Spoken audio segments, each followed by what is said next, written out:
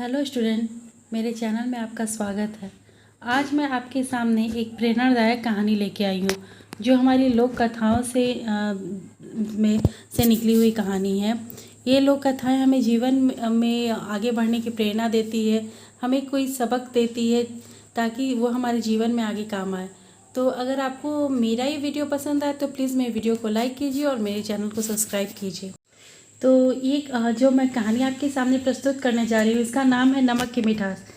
ये कहानी हमें ये प्रेरणा देती है कि हमें हमेशा सोच समझ कर निर्णय लेना चाहिए, किसी बात का घमंड नहीं करना चाहिए और किसी भी वस्तु को तुच्छ नहीं समझना चाहिए। तो मैं चलिए कहानी शुरू करती हूँ। एक राजा था, उसे अपने आप पर बहुत ही गर्व था। वह सदा अपने आकर्षक व्यक्तित्व, अपनी बुद्धि, अपनी सफलता तथा अपने एक बड़ा शासक होने की बात करता था।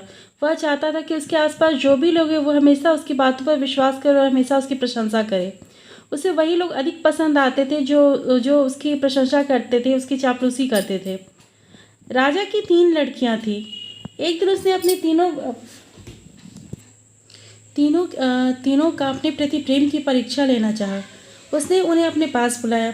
उसने अपने बेटियों को बुला के कहा कि लोग कहते हैं कि मैं बहुत बड़ा राजा हूँ। वे मुझे प्यार भी करते हैं और इतना सम्मान करते हैं कि मेरे लिए अपनी जान भी दे सकते हैं।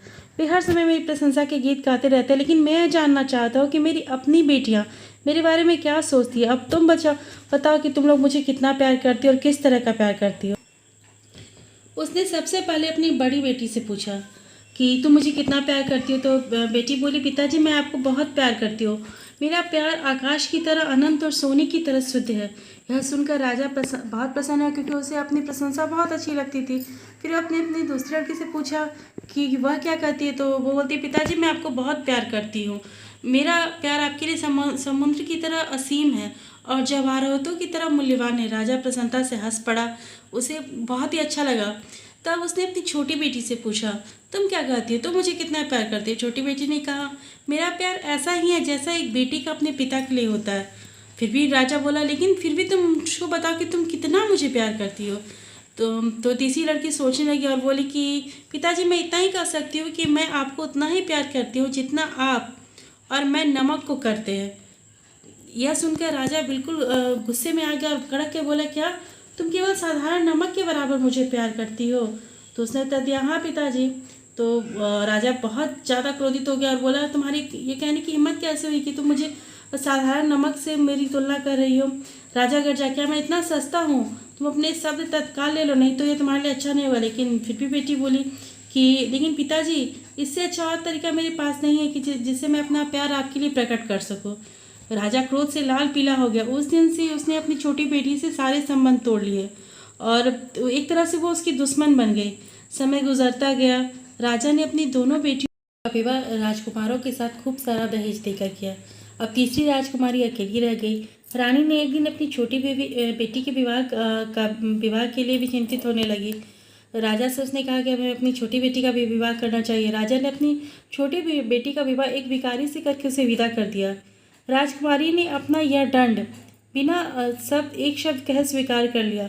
उसे अपनी दशा पर जरा भी अफसोस नहीं हुआ। वह जानती थी कि अब वह राजकुमारी नहीं रही, न अब उसके पास धन और न ही हैसियत। जो कुछ भी था उसके पास वो उसका पति था जो भिखारी था। लेकिन वह एक सहनशील और समझदार लड़की थी। किसी भी स्थिति का और कठिनाई का सामना करने के लिए वह तैयार थी। सबसे पहले उसने अपने पति के बारे में जानना चाहा कि आखिर वो है कौन। तो उसके पति ने बताया कि वह कोई भिखारी नहीं है, वह इस शहर में नया आया है और काम खोज रहा था। जब उसे कोई काम नहीं मिला तो उसे भूख से लाचार होकर भिक्षा मांगनी पड़ी और जिस समय उसके पिता के सैनिक उसे पकड़ कर ले आया। नवयुवक भी बहुत महत्वाकांक्षी था। वो एक समझदार लड़की को अपनी पत्नी के रूप में पाकर खुश था। वह जल्दी से जल्द अपने पैरों पर खड़ा होना चाहता था। नवयुवक और जो राजकुमारी थी शहर से दूर एक छोटी सी झोपड़ी में रहने लगी। राजकुमारी ने अपने कुछ गहने पहने हुए थे, वो सब उसने बेच दिए और उन पैसों से एक नया जीवन आरंभ किया। थोड़ी सी जमीन उसने किराए पे ले ली और उस पर खेती करने लगे। फसल अच्छी हुई। अब उन्होंने और ज़मीन ले ली, वहाँ भी भरपूर फसल हुई। इस तरह खूब परिश्रम करके कुछ ही वर्षों में उन्होंने इतनी ज़मीन ले ली वहाँ और इतना बहुत सारा पैसा इकट्ठा कर लिया। धीरे धीरे वह धनी और संपन्न हो गए। उन्होंने अपने लिए एक बड़ा सा महल बनाया, उसमें राजा की तरह ठाट बाट से रहने लगे। अब उनके भी अच्छे दिन आ गए थे। वे अक्सर अपने घर में प्रसिद्ध और महत्वपूर्ण लोगों को निमंत्रित करते थे। एक दिन उन्होंने अपने घर में शानदार भोज का आयोजन किया। भोज में राजकुमारी ने अपने पिता को भी अपने घर खाने पर निमंत्रित किया। राजा ने निमंत्रण स्वीकार कर लिया, क्योंकि वह इस बात से अनजान था कि वह अपनी ही लड़की के यहाँ खाना खाने के लिए जा रहा है। क्योंकि उसने तो अपनी बेटी की शादी भिखारी से कर दी थी और वो सोच रहा था कि उसकी बेटी कोई दुख भरा जीवन जी रही होगी। राजा और बाकी सब अतिथि इस आयोजन से बहुत प्रभावित हुए। गृहपति और गृहिणी अपने अतिथियों की देखभाल बड़ी अच्छे ढंग से कर रहे थे। जैसे ही राजकुमारी अपने पिता के नज़दीक पहुंची, उसने अपना घूंघट नीचे कर लिया और फिर उन्हें भोजन के लिए बैठने का आग्रह किया। राजा भोजन के लिए बैठ गया। सोने की कटोरे में तरह तरह की चीज़ें सामने रखी गई। राजा को भूख लग रही थी। उसने एक कटोरे से कौर उठाया। उसे बड़ा आश्चर्य हुआ। उसने अनुभव किया कि खाने में नमक नहीं है। उसने दूसरे कटोरे से में भी सब्जी चखी, पर वो भी बिना नमक की थी। इस तरह उसने एक कटोरी के बाद दूसरी कटोरी से भोजन का चखा, लेकिन किसी में भी नमक नहीं था। राजा को बड़ा गुस्सा आया। उसने चारों ओर निराशा से देखा, लेकिन बाकी सब लोग तो जो भी अतिथि आए थे वो बिल्कुल मज़े से भोजन कर रहे थे। घूंघट निकाले गृहिणी फिर राजा के नज़दीक आई और बोली कि महाराज, क्या आपको हमारे यहाँ का भोजन अच्छा नहीं लगा? तो राजा बिल्कुल गरजा, तुम्हारा खाना अच्छा लगा, तुमने ऐसा खाना परोस कर मेरा अपमान किया। तब गृहिणी ने अपना घूंघट उठा लिया तो और अपने पिता से बोली, तो आपको नमक अच्छा लगता है? वो बोली, आपको तो बहुत पसंद है। निसंदेह वो आपके लिए भी सोने और जवाहरात से भी अधिक मूल्यवान है, क्योंकि कोई भी भोजन करो बिना नमक के वो बिल्कुल बेस्वाद होता है और बिल्कुल साधारण सा होकर भी नमक हमारे लिए बहुत ज़रूरी है। राजा ने गृहिणी की ओर देखा। वह आश्चर्यचकित रह गया। उसने अपनी बेटी को पहचान लिया।